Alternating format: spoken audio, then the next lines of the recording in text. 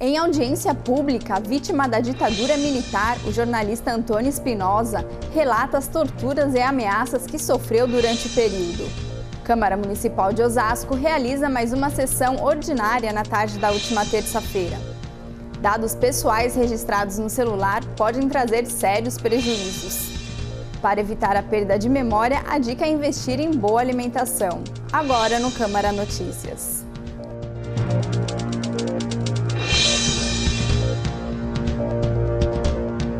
Na tarde da última segunda-feira, a Comissão Municipal da Verdade de Osasco promoveu uma audiência pública na Câmara para ouvir o primeiro depoimento de uma das vítimas da ditadura militar, o jornalista Antônio Roberto Espinosa. A audiência foi conduzida pela Subcomissão de Vítimas, responsável por apurar as violações de direitos humanos ocorridas em Osasco entre 1964 e 1985. O evento teve a presença do advogado e ex-secretário-geral da OAB Osasco, Aparecido José Dias, que coordena a Subcomissão de Vítimas, e também da vereadora Mazefa Varão, que está à frente da Comissão Municipal da Verdade de Osasco. Aos 67 anos, o jornalista e morador de Osasco, Antônio Espinosa, relatou com detalhes as torturas e as ameaças que sofreu e também as manifestações que ocorreram na cidade durante a ditadura. Osasco foi a cidade que ficou marcada pelas mobilizações e manifestações de rua do movimento estudantil, de outros segmentos da sociedade. Osasco foi uma das primeiras cidades, não só com as manifestações de rua, mas também com as manifestações culturais de diversos grupos teatrais, festivais da canção, com grande mobilização pública realizados na cidade, que denunciaram o regime militar, o regime de exceção. Segundo Espinosa, a cidade também foi palco da grande greve operária do dia 16 de julho de 1968. Foi uma das duas greves em que a classe trabalhadora repudiou o regime vigente no país, repudiou a política econômica e a política salarial daquele momento em que a força era utilizada para fazer uma espécie de acumulação primitiva. Era o famoso roubo dos pobres para dar aos ricos.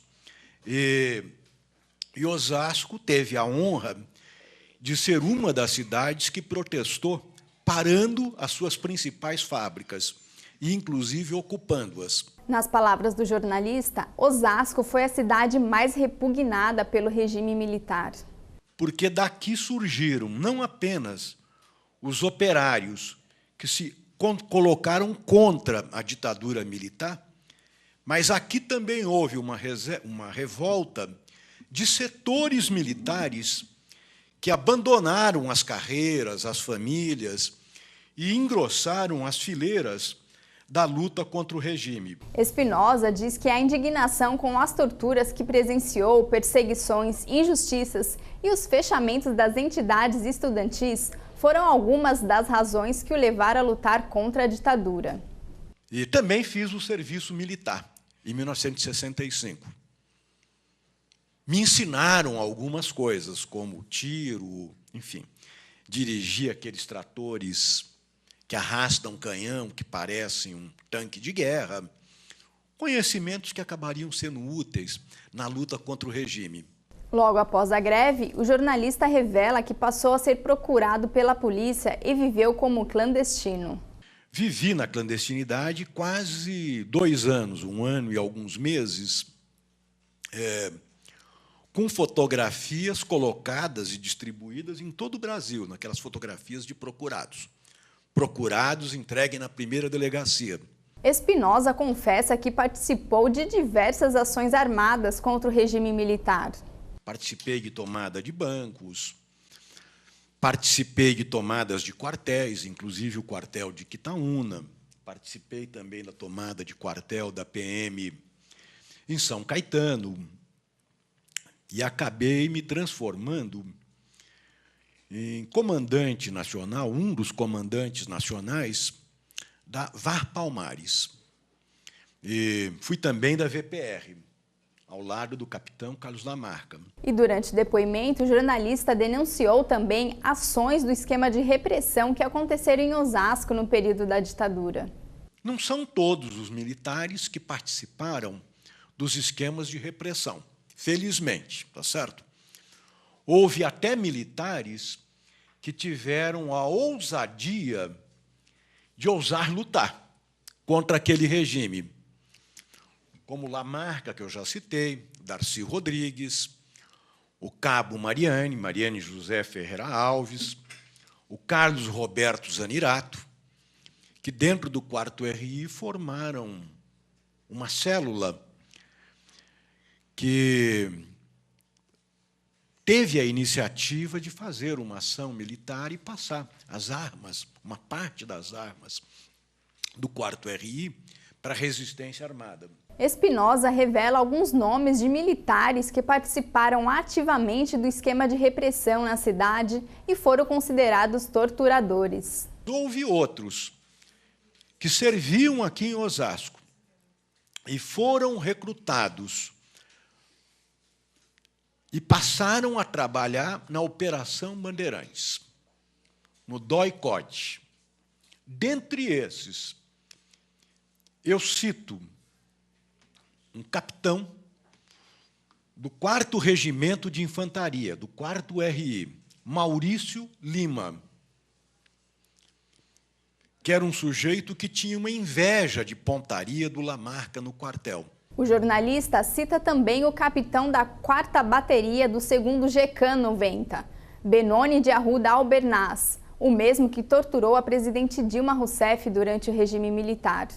Esse capitão chefiava a bateria em que eu servi. Era um capitão corrupto. E a própria ditadura o mantinha sob suspeita porque ele era acusado de vender a primeira baixa aos soldados que serviam com ele. Então, para limpar a própria barra no Exército, voltar a ser promovido, o Benoni de Arruda Albernaz também se apresentou como voluntário. Disse que me conhecia e que saberia como me prender. Essa foi a credencial que ele apresentou. Você pode conferir o depoimento do jornalista Antônio Espinosa na íntegra no site da TV Câmara Osasco, tvcamaraosasco.com.br. E aconteceu na tarde da última terça-feira a 44ª sessão ordinária na Câmara Municipal de Osasco. Sob a presidência do vereador Toniolo, foram lidas 98 indicações e aprovadas 4 moções. A vereadora Mazefa Varão apresentou a moção de congratulações aos 26 anos de aprovação da Constituição Brasileira. O vereador Antônio Toniolo, presidente da Câmara, propôs moção de congratulações pelo Dia do Corretor de Imóveis, comemorado dia 26 de agosto. E foi aprovada também a moção de congratulações pelo Dia Nacional do Voluntariado, instituído pela Lei nº 7.352, de 28 de agosto de 1985. O documento foi de autoria do vereador Josias da Juco. O vereador Rogério Lins apresentou moção de congratulações a todos os professores de Educação Física de Osasco e região pelo seu dia comemorado em 1º de setembro. E teve também um requerimento aprovado. Em conjunto, os vereadores Sebastião Bognari e André Sacco solicitaram à Prefeitura informações relacionadas ao corte de uma árvore flamboyant na rua Dionísio de Camargo, ocorrido no último dia 21. E em nome dos comerciantes da Avenida João Ventura dos Santos, no Jardim Baronesa, o vereador Cláudio da Locadora pediu uma revisão nos horários instituídos pelas placas de proibido parar e estacionar. Que é uma avenida muito grande, uma avenida que tem inúmeros comércios, tem muito comerciante, e foi implantado lá as placas em toda a extensão, de ponta a ponta da João Ventura, de proibido parar e alguns pontos de proibido parar e estacionar. De acordo com o vereador, os comerciantes sugerem que as placas estabeleçam somente o horário de pico. O vereador Josias da Juco também fez uso da palavra e ressaltou a necessidade de uma reestruturação nas feiras livres da cidade de Osasco. há uma preocupação hoje com até a segurança dos feirantes. Eu fiz aqui um projeto onde a gente solicitava que nas feiras fossem instalados banheiros químicos, que fizesse uma banca de apoio aos feirantes, que colocasse aqueles sacos apropriados para os feirantes jogarem o que sobrou da feira, o que não ia usar, dentro desses sacos para facilitar a limpeza da feira. O vereador diz que constantemente recebe reclamações de moradores insatisfeitos com a limpeza realizada após as feiras. E nós estamos também preocupados no final da feira. Como é que é essa limpeza da feira? A gente sabe que em alguns bairros a gente já recebe reclamação que a limpeza não está sendo feita da maneira que deveria ser feita. Tem morador que à tarde não consegue sair da sua casa porque houve feira naquele dia e a limpeza não foi. O vereador Rogério Lins destacou a questão do saneamento básico da cidade e solicitou a implantação de novas redes de esgoto. Quase 78% do esgoto da nossa cidade não é tratado. Ele vai direto para os córregos, para os rios. Isso é muito ruim. Nós temos bairros na nossa cidade que ainda não possuem rede de esgoto. Nós estamos falando de uma das principais cidades do nosso país. Após o intervalo da sessão, os vereadores voltaram para a ordem do dia, mas como não houve número regimental para a votação, o expediente avançou para explicação pessoal. 5 vereadores foram à tribuna, com 10 minutos de tema livre para cada um. O vereador André Sacco sugeriu aos representantes legislativos discutir com mais profundidade a saúde pública. Discutir, a começar por Osasco, e Osasco nós partimos para todas as cidades do estado de São Paulo e para discutir a qualidade da saúde no país como um todo. Em seguida, o vereador Alex Sá ressaltou a falta de segurança na cidade e sua preocupação com a deficiência de projetos voltados a esse serviço. Isso tem me preocupado. Me preocupado porque tenho visto que isso não tende a melhorar. Só tende a piorar. E eu tenho visto aí nas propagandas eleitorais, aí, as propostas dos governadores, que estão dando pouca atenção a projetos voltados para a segurança. Sei que isso não resolve o problema do nosso país, só a melhoria da segurança. Mas é um problema, ou um dos problemas, que está se tornando um caos. E em sua explicação pessoal, o vereador Jair Assaf também comentou sobre a falta de segurança. E de acordo com a previsão que o vereador citou, ao todo serão 35 mil jovens menores de 18 anos cometendo algum tipo de infração neste ano. Como é que nós vamos resolver se não começar em casa, se não começar na escola, se não dá moradia, se não dá escola, não dá educação, não dá esporte, com essa meninada na rua? No passado era permitido trabalhar com 14, 15, 16 anos. Hoje não se permite mais que a garotada trabalhe, ou clandestinamente ou de forma irregular. Então, os traficantes estão usando os menores, estão dando dinheiro para os menores. Segundo a vereadora Mazefa Varão, o problema da segurança esbarra tanto na falta de equipamentos quanto na deficiência de orientação profissional. E aí, de um lado, o mau equipamento, os maus salários e tudo, e do outro lado, uma vertente violenta que só se resolve a bala. Da mesma forma como a gente está cansado de ver quantas pessoas morreram, inocentes, balas perdidas, a gente também está cansado de ver gravações, a gente está cansado de ver depoimentos de autoritarismo por parte da polícia. E na opinião do vereador Valdir Roque, o Serviço de Segurança Pública na região central de Osasco e proximidades não recebe sequer os investimentos básicos. São 180 policiais, sendo que os 180 policiais, apenas 88 que fazem a segurança, revezando, um dia sim, um dia não, essa região. 3 viaturas. É isso que não dá para entender, essa é a segurança pública do atual governador. O senhor me concede uma parte, vereador? Assim que puder, eu dou uma parte para o senhor. Tá, obrigado. Essa é a política do governo do Estado de São Paulo. Um governo que não investe na polícia militar. Um governo que deixa as biqueiras, os pontos de droga em Osasco. Indignado, o vereador diz que o governo do estado não trata a segurança pública de Osasco com respeito. Lembrando que todas as terças e quintas, às 3 da tarde, acontece sessão ordinária na Câmara Municipal de Osasco. A Câmara fica na Avenida dos Autonomistas, 2607, no centro. E as sessões também são transmitidas ao vivo pela TV Câmara Osasco.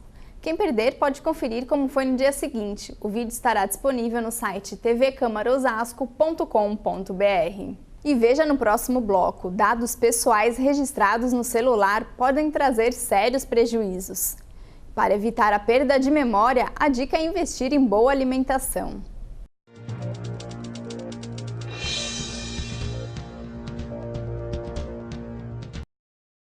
Florestas. O que você tem a ver com isso? As florestas são uma das principais responsáveis por regular o regime da chuva. A mesma chuva que enche os reservatórios de água que chega à sua torneira. Que irriga as plantações de onde vem a sua comida. E que de vez em quando ameniza aquele calorzão danado. Se não tem floresta, não tem chuva. E se não tem chuva, você já sabe o que acontece. Então, junte-se a nós e proteja as florestas. Falta pouco para alcançarmos 1 milhão de assinaturas pelo desmatamento zero.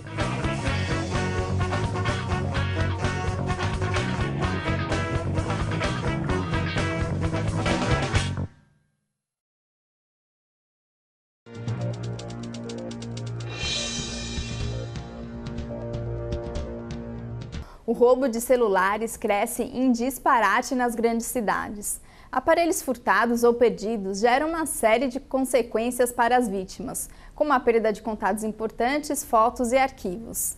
Mas a pior de todas é quando os dados pessoais acabam indo para a internet por mãos erradas.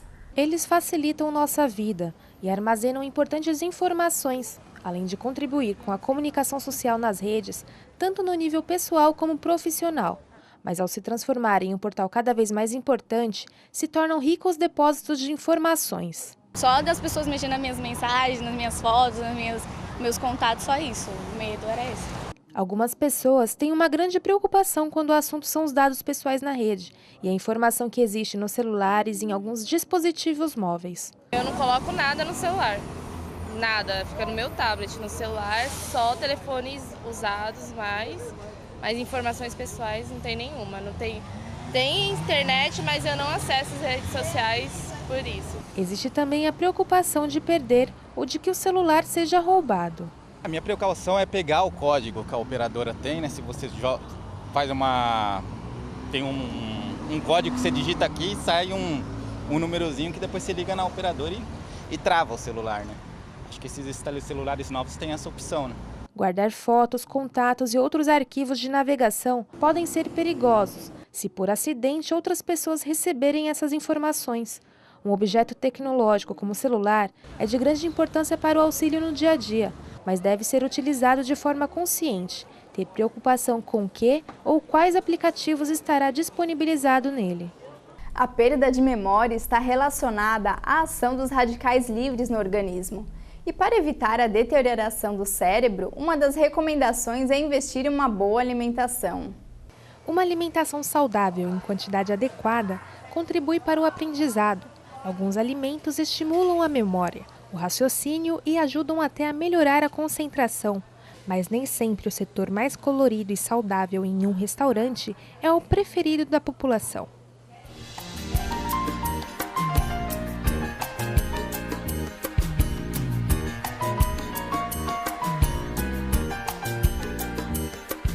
Assim como o nosso corpo precisa de combustível, nossa mente também necessita desse estímulo. A alimentação saudável colabora para isso, para funcionar de maneira eficaz. O cérebro é o órgão mais importante para as funções mentais, o centro dos nossos comportamentos e emoções, e precisa ter vitaminas, minerais, entre outros nutrientes. Por isso, uma boa alimentação com adequada ingestão de nutrientes é fundamental para um desempenho em atividades realizadas no dia a dia. Eu parei assim há muito tempo com sal, então consumo muito pouco sal, melhorou minha dieta, melhorou assim, minha parte física, metabolismo, entre outras coisas de saúde. A diminuição de ingestão de carnes, hoje ingiro muito menos do que ingeria 4, 5 anos atrás. Alguns alimentos podem contribuir para o funcionamento do sistema de memória.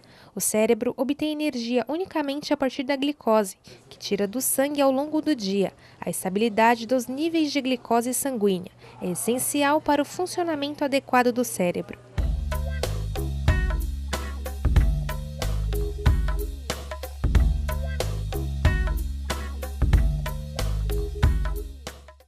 E hoje a Câmara Municipal de Osasco promove sessão solene para comemorar o dia da Seishō no Ie, uma filosofia de vida e uma religião sincretista de origem japonesa. Previsto no calendário oficial de Osasco, o evento acontece às 7 da noite na Câmara Municipal e é aberto ao público. E confira no próximo bloco a previsão do tempo para a Grande São Paulo.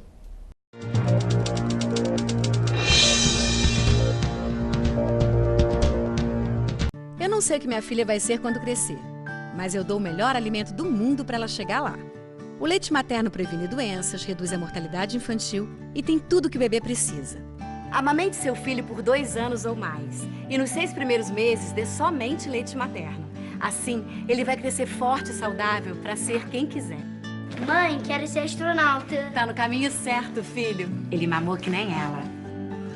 Amamentação, um ganho para a vida toda.